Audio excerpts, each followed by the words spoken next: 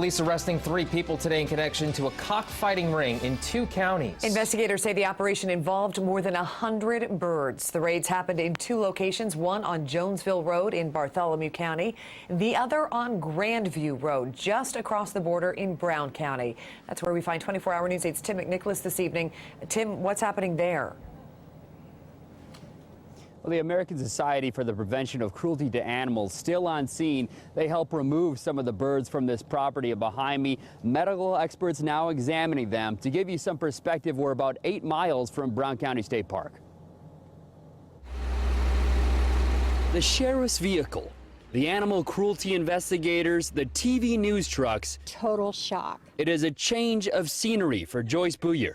She lives down the street from this rural Columbus home. I've always heard a lot of roosters crowing, and I made a comment that drives me crazy, but when you live out in the country, you expect people around you to have chickens and roosters, so I didn't think too much about that. Police say Mark and Deriva Heron lived here. They kind of keep to themselves. Officers arrest them today and served another warrant in Columbus, about 9 miles east of here. They also arrested Randall Heron. Just couldn't believe it because it's not this kind of neighborhood.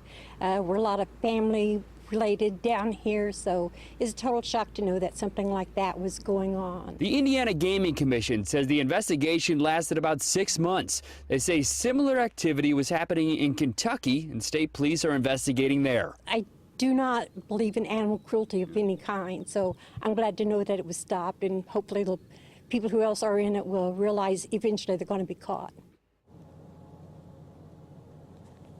And all 3 of those suspects are in the Brown County Jail. If we get any updates to this story, we'll have it on Wish TV and WishTV.com. Live in Brown County, I'm Tim McNicholas, 24-hour News 8.